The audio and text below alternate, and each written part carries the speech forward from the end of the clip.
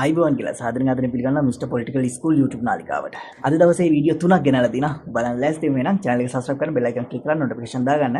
Video බලද්දී like කරන්න, comment කරන්න, share කරන්න, WhatsApp කරන්න පුළුවන් චෙප් එක නෝන ඕනම කෙනෙක්ට. මේ දවස් ටිකේ වැඩසටහන් ටිකක් කරන්න අමාරුයි වටපිටාවේ ഘോഷාව සහ මම කතා කරන වටපිටාවට ඇහෙනවා. ඒකත් එක්ක මම මේ පැත්තෙන් උදව් කරන්න කියලා දාලා තිනවා. එහෙම නැත්නම් ඔයාලට පුළුවන් YouTube නාලිකාවක් මිලදී ගන්න.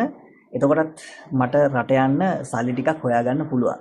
ඉතින් කැමති විදියකට තියෙනවා දෙකක් තියෙනවා. දෙකෙන් එකකට මට ගේම් එකක් ගහලා දෙන්න මම මොන හරි කරගන්නම්. හරි එහෙමනම් යන්න පළවෙනි වීඩියෝ එක බලන්න. මේ තමයි මේ ගොවියන්ගේ කේස් එක. මේ දවස්වල පොහොර ප්‍රශ්නයක් තියෙනවා ලොකුවට. මිනිසුන්ට පොහොර නැහැ. ඉතින් ඒක නිසා තව ඉදිරියේදී මොනවා වේද? එළවලු ගණන් යයිද? හාල් අරමියෝ ගණන් යයිද? ඒවත් ලොකු ප්‍රශ්න. අනිවාර්යෙන් මේවා ගැන හොයලා බලන්න ඕනේ හැමෝම. අපි වීඩියෝ එකට අද මේ වෙනකොට ඇලහැර යූරියා 9500ට ගත්තු පොහොර අපි දැන් 14900 වෙලා තියෙනවා. ගලවලා දෙන්න තියෙන්නේ රෙද්දයි සාරියයි තමයි හේ ඇති පොහොර ඇටයක් වන්නේ. නඩු දාන්න ඕන කම තියෙන්නේ පොහොර සමාගම් 9300ට ගෝජන සේවා මධ්‍යස්ථානවලට දෙන්න එකඟ වෙලා තිබ්බ. පොහොර ටික වැඩි මිලට ගොවීන්ට විකුණන්න ඒ තීරණය ගත්තු කැබිනට් ඇමතිවරයාටයි ජනාධිපතිවරයාටයි තමයි නඩු දාන්න ඕන කම තියෙන්නේ. ආතල් කාන්තරත් වැදුගේ ඉසන්නිය අර නාමල් කරුණාරත්න නෙමෙයි කරුණාරත්නත් වැදුගේ ඉසන්නිය ඇදිලා තියෙන්නේ. මේ ආණ්ඩුව දිගින් දිගටම ඇමතිවරු මතවරු රජ නිලධාරී ඔක්කොම ටික එකතු වෙලා කියන්නේ බොරු.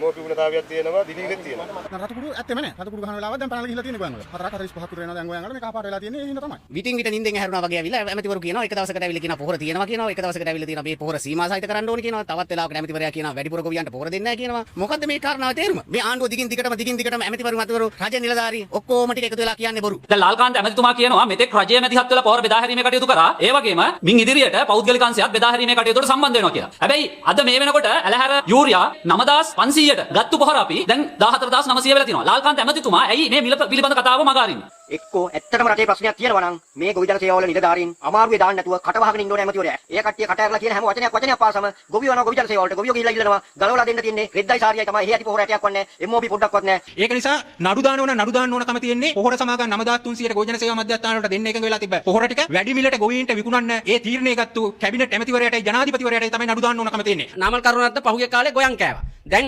ලාල්කාන්ත මන්දන දෙන්නම බත් කන පුජ්‍යලෝද කියලා අපිට තේරෙන්නේ නැහැ. බත් කන උන් නම් අනිවාර්යයෙන් මේ වී ටික හදාගන්න පොහොර ටික කලට වෙලාවට දෙන්නකෝ. ආතල් කාන්තරත් වැදුගේ ඉසන්නිය අර නාමල් කරුණාරත්න නෙමෙයි කරුණාරත්නත් වැදුගේ ඉසන්නිය ඇදිලා. ඕගොල්ලෝ හිතන්න එපා මේ පොහොර ප්‍රශ්න එච්චර ගාණක් නැහැ කියලා. يعني ගණන් ගන්න ඕන සීන් එකක් මේ මොකද එළවලු මිල ඉහළ ගියොත් එහෙම රුපියල් 1000 1500 එහෙම වුණොත් එහෙම ප්‍රශ්නනේ. හාල් රුපියල් 300 400 වුණොත් එහෙම ප්‍රශ්නනේ නේද? අපිට ඊට පස්සේ කොහොමද ජීවත් වෙන්නේ? දැන් මේ කරන්ට් බිල් ගෙවාගෙන මේ පිස්සු නටාගෙන දැන් හිටානිද වතුර බිල් ආරව මේ වැඩි වෙනවා කියලා තියෙනවා. හැබැයි දැන් මේ වහින හින්දා මොනවා වෙයිද දන්නේ.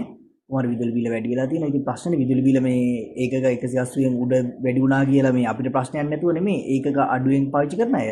මොකද ඒ බිස්නස් කාර්යෝ තමන්ගේ බඩු මිල වැඩි කරනවා. බිස්කට් ගණන් යයි, අරවමියෝ ගණන් යයි, එළවලු ගණන් යයි, මේ හාල් අරවමියෝ සුද්ධ කරනවා නම් ඒවට මේවට මැෂින් වැඩ කරනවා. ඒවට ගණන් යනවා. ඒතර හැම බඩු මිලම කොත්තුවේ ඉඳන් බත් එක හදන ඉඳන් ඔක්කොම ටික වැඩි වෙනවා. ඒගොල්ලන් කරන් බිල වැඩි වෙනවා කියලා ඒගොල්ලෝ ඒක මේ අඩුවෙන් තියාගෙන යන්නේ නැහැ. ඒගොල්ලොත් ඒක වැඩි කරනවා කෑම මිල. එහෙම වුණාම අපි ගන්න ඕනේ සල්ලි දීලා ඊට පස්සේ වැඩිපුරනේ. අපිට අර විදුලි බිල ගියා වගේ තමයි. ඒක නිසා ඒවා තේරුම් අරගන්න ඕනේ මේ ආණ්ඩුවේ. හරි අපි මේ විට්ස් කාර් එක ගැන කතා කරන එක. මේ මිනිහා කියනනේ මම විට්ස් කාර් 1,12,000ට දෙන්න මේ කිව්වේ නැහැලු. මුගේ කතාව අහන්නකෝ. අපි ඒ කතාවත් එක්ක මම එඩිට් කරලා තියෙනවා තව වීඩියෝ කෑල්ලක්. මෙයා මේ ඒ දවස්වල ගන්න පුළුවන් කියපු ඒ කාර් කතාවයි දෙකම අපි එක ළඟ අහලෙමු. යා දැන් ඔයාලා තමයි වාහන බලපත්‍රය. දැන් අපි ඒක නැති කළා. අපි වාහන බලපත්‍රය ගත්තා නම් අපිට 30ක් හම්බ වෙනවා. 159ක් හම්බ වෙනවා. ඕක නිකන් කෝටි 5න් වැඩි කරමු. කෝටි 70ක් විතර ගන්න පුළුවන්. කෝටි 70ක් ඇත්තට කෝටි 80ක් කරගෙන කරයි. දැන් මටත් මන් දන්නේ මේ දවස්වල කරන විත්ස් කාර් එක. පිස්සු නිකන් පිස්සෝ. මම කිව්වේ නෑ කොහෙවත් විත්ස් කාර් එකක් විසඳලා දෙන්න කියලා. හොඳට වීඩියෝ කරන් බලන්න. ඒ නිසා මේ අපි බොරු කියලා නෑ.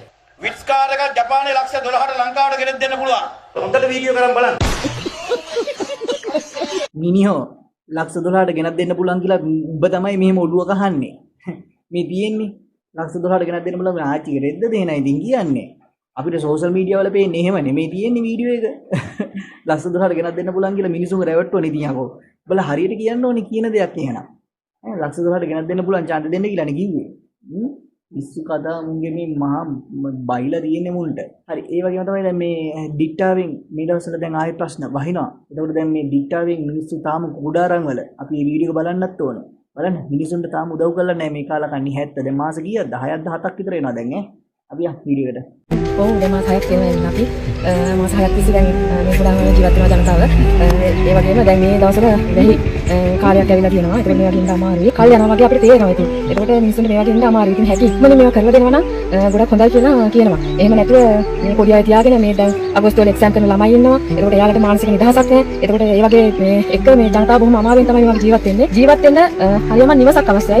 පේනවා ඔයගොල්ලන් පොඩි බබාලා තියාගෙන ඉන්නවා. ඒකට මං කිව්වා වගේ මේ අවුරුදු සාමාන්‍ය පෙළ ළමයි ඉන්නවා. ඒ ලෙවල් කරන ළමයි තව මාස දෙකක් තියෙන යාලට. ඒකට මේ වගේ එකක් ඇතුලේ ඉඳගෙන ඒගොල්ලෝ කොහොමද පාඩම් කරන්නේ නිදහසක් තියෙනවද යාලට? ඒකට මේ වගේ ගොඩාක් ප්‍රශ්න තමයි මේ ළමයි මේ වෙනකොට ජීවත් වෙන්නේ. ඒකට ජනතාවත් ඒ වගේ අපිත් ඒ වගේ හැමෝම ජීවත් වෙන්නේ බොහොම අමාරුයි. අනේ පව් ඇත්තටම පව් මම වගේම තමයි ගියක් නැතුව හරිම කරදරයි ගියක් නැතුණා කියන්නේ ඇත්තටම වැඩසටහනක් අද වෙනකොට මට කරගන්න බැරි වෙලා තිනවා මට ඉතින් හරි ප්‍රශ්න ඇත්තටම නිවසක් නැහැ කියන්නේ ඉතින් මේ මිනිස්සුන්ට කොහොම දැනෙනව ඇද්ද නේද පව් අනේ මන්ද මේ ඉතින් ඡන්දේ දීලා මේ වෙච්ච දෙයක් මට අනුර ගැන JVP ගැන කතා කරන්න ගිහිල්ලා වෙච්ච දෙයක්. ඉතින් එහෙම තමයි මිනිස්සුන්ට ගෙවල් නැතුනම ලොකු ප්‍රශ්න ඇති වෙනවා. දුක හිතෙනවා. හැබැයි කොහොමද ඉතින් ජීවත් වෙන්න එපා නේද? මේ ආණ්ඩුවට එරෙහි වෙලා මේ ආණ්ඩුව වට්ටනකම් කොහොම හරි ඉන්නත් එපා. අපි යන් මේ ඊයේ දවසේ මහින්ද මහත්තයා වෙනුවෙන් වීඩියෝ දෙකක් ගෙනලා තිනවා. අපි ඒ දෙක බලමු. ලඟුරුත් හොරා කෑව පොහොර ටිකක් හොරා කෑව ගල් ලඟුරුත් හොරා කෑව පොහොර ටිකක් හොරා කෑව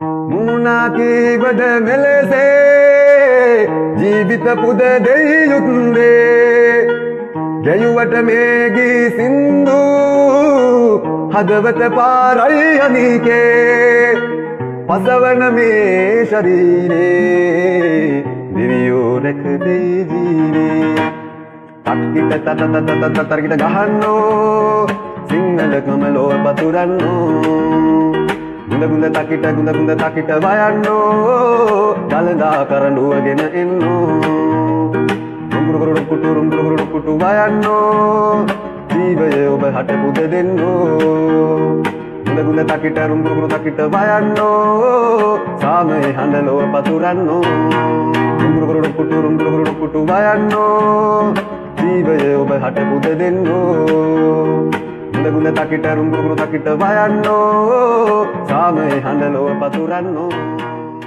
ඊයේ දවසේ මොකද වුනේ මහින්ද ඇතුළට දාගන්න බැරුණානේ. මෙහිමයි ආණ්ඩුව මේ අනුර මේ JVP මාලිමා කාලකන්ණි උගලන්න රැබැට්ටුවා. ඒක මතක තියාගන්න හොඳට. සාක්ෂි නැහනේ. අද වෙනකන් අවුරුදු දෙකමාරක් තිස්සේ හිරේ දාගන්න බැරුව මිනිහා ඉන්නේ. ඒකින්ද තේරුම් අරගන්න සාක්ෂි නැතුව කිසිම දෙයක් කරන්න බෑ. මම හින්ද මාතේ ඔය සාක්ෂි මකන්න මොකද මකණයක් නෙමෙයිනේ. ඉතින් මේ මිනිහා වැඩ ටික කරා. මම කියන්නේ මෙච්චරයි. මට දැනෙන දේ මේ කියන්නේ. මිනිහා වැඩ කරා කරන ගමන් කීයක් හරි අරගන්න ඇති. ඒක තමයි ඇත්ත කතාව. මම උනත් එමයයි. මම වැඩක් කරනවා නම් අනිවාර්යයෙන්ම මම කීයක් හරි ගන්නවා. මට කීයක් හරි ගන්න එපා. මම නිකන් කරලා දෙන්න. මොකද මේ අපි මේ නිකන් මේ වැඩ කරලා දෙන්න කවුරුත් කැමති නැහැ නේ. ඔයාගේ රස්සාවේ ඔයාගේ බොස්ට මොකක් හරි ප්‍රශ්නයක් කියලා මේ බොස්ට කීයක් හරි හොයලා දෙන්න ඕනේ කියලා මේ ඔයා මේ නිකන් ඔයාගේ කාර්යාලයේ ඔයා නිකන් වැඩ කරන්නේ නැහැ නේ. ඔයා අනිවාර්යෙන් පඩියක් ගන්නවා. ඒ පඩියට හරියන්න තමයි වැඩ ටික කරන්නේ. ඒක නිසා මතක තියාගන්න වැඩියෙන් වැඩ කරොත් ඔයා OT හරි ගන්නවා. ඒ වගේ තමයි. මහින්ද මහත්තයා වැඩ ටික කරා. මහින්ද මහත්තයාට හරියන්න ළමයින්ටද ඔක්කොටම ලස්සනට ඒගොල්ලෝ කීයක් හරි අරගත්තා නම් වැඩ ටික කරලා තමයි ගත්තේ. හැමෝම එහෙමයි. රනිල්ලා නම් ඕනම කෙනෙක් එහෙමයි. අපිට ඒක මට නම් කිසි ප්‍රශ්නයක් නැහැ. මම කියන්නේ JVP එකටත් ඕගොල්ලෝ වැඩ කරලා කීයක් හරි අරගන්න මම නම් වීඩියෝ කිසිම දෙයක් විරුද්ධව ඕගලන්ට දාන්නේ නැහැ. මම දන්නේ නාමල්ලා දායිද සජිත්ලා දායිද කියලා. ඕගොල්ලෝ වැඩ කරන්න වැඩ කරලා කීයක් හරි අරගන්න මම නම් කිසි දෙයක් කියන්නේ නැහැ. මම නම් කිසිම වීඩියෝ එකක් දාන්නේ නැහැ. වැඩ කරනවා නම් කීයක් හරි අරගන්න. හැබැයි වැඩ කරන්නේ නැතුව කීයක් හරි අරගෙන හොරකම් කරලා සීන් එකක් දැම්මොත් අන්න මම විරුද්ධයි ඒකට. අන්න මතක තියාගන්න දැන් අපි ඉන්නේ කොතනද කියලා. වැඩ කරලා කීයක් හරි අරගන්න වැඩ නොකර කීයක්වත් ගන්න එපා. ඔන්න ඔතනයි කතාව තියෙන්නේ. අපි හැමෝම සාධාරණව හිතන්න එපේ. මම වැඩ කරනවා නම් මම කීයක් හරි ගන්නවා. ඒ තමයි හැටි. එහෙම තමයි සාමාන්‍ය මිනිස්සු. හරි. ඒක මතක තියාගෙන අද වැඩසටහන අවසන් අපි ඊළඟ දවසේ හම්බ වෙමු.